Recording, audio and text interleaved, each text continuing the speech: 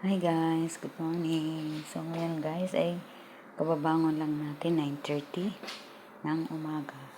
Natulog ako ng alas 12:30. Then nagising ako ng 4 o'clock kasi naririnig ko yung mga ingay dito sa baba. Nandun ako sa kwarto ko at natutulog, so hindi na ako makatulog. Kasi pag alas 4 sila ay kumakain. So, ngayon, bumangon na tayo ng 9:30 ng tanghali na yan. Kasi ganito kapag Ramadan, maaga kang, umaga ka nang matutulog, pero maaga ka pa rin gigising. So, meron tayong 7 oras din. Kompleto din naman yung ating tulog. Kasi yung mga amo ko, hindi naman sila katulad ng ibang amo na halos wala kang tulog talaga. Yung kapag Ramadan, wala silang pakialam sa katulong. So, ito lang yung mabubungaran mo pag gumising ka na. Kasi kumakain sila ng alas 4 ng madaling araw. Kasi nga, maghapon silang hindi kakain. Ang kain na nila ay alas 7 ng gabi. Yan. Yung tinatawag nilang adan. Yun. Pagkatapos nilang, ang tawag din ay iftar, ang tawag nila. Tatapos ang kain. So, ayan guys. Wala silang ginawa sa buong magdamag, kundi kumain. At ito lang naman yung aking hugasan. At yan ay nahugasan na ng amo ko. Binabad lang niya sa tubig. Wala siyang mga dumi. Basta tinanggalan niya lang yan ng mga maruruming yan. Ayan, malinis na yan. Tapos, isasalang ko lang doon siya sa machine. Ayan guys. So, hindi katulad nung sa dati kong amo, talaga naman, Diyos ko. Halos, pagising mo sa umaga, ay punong-puno yung kusina ng pinagkainan nila. At nandun pa yung mga karne, lahat ng pinagkainan nila. Tapos, ilalagay ko lang siya dyan. So, na-ready na nung amo ko, malinis na yan, tinanggalan niya na ng mga dumi, tapos saka ilalagay dyan. So, ayun guys. At yung atin namang, tapos nung gabi, bago kami matulog ng amo ko, nag-ready na kami ng kakainin sa hapon, yung iftar nila, kasi nga, may pasok siya. Ayan. Ito, tapos pag alas 4 yung uwi na sa hapon, gagawa na kami. Kasi yung kahapon ay may mga tira-tirang pagkain. Hindi na yun pinapakain sa amin. Hindi na niya kinakain yun. Tapos pinibigay na yun sa mga tao.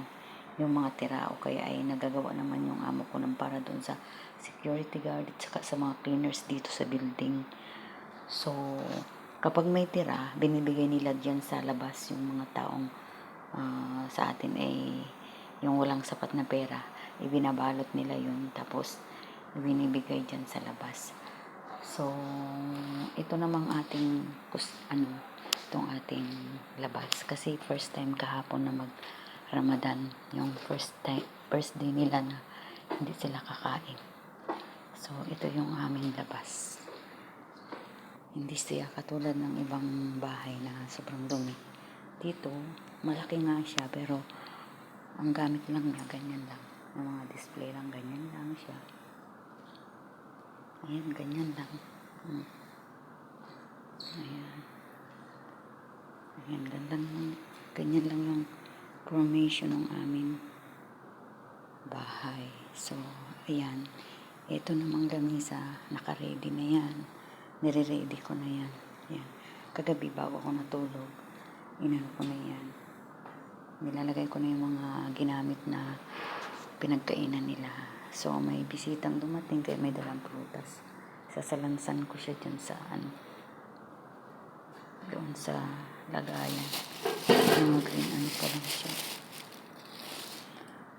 So, yan, piniprepare ko kapag may soup, lalagay lang dyan. Tapos may ito. Ganun lang. So, yan guys. Yung paborito ng aming amo. Ito, sabi ko, ito mas masarap. Hindi nakakantok. Charan! Coffee ko. Tapos ito naman ay tawin. ng dates. Hindi yan nawawala kapag Ramadan. Kasi pag inom sila ng kape, tapos yan, sa bawat lamesa may mga ganyan, mga sweet. Kasi yung iba, hindi ko nilalagay pag malapit na silang kumain. Ganyan. Pag sila umuupo, ilan lang naman tao ang bisita dito. Isa lang, isang piraso lang.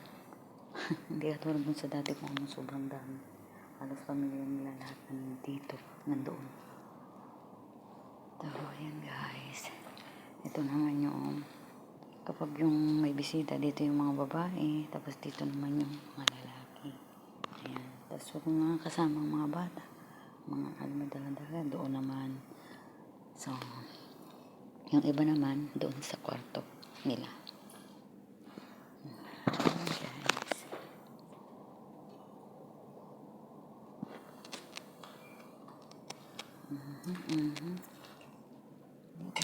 Ganyan yung mga nakalagay sa kanya. Ganyan.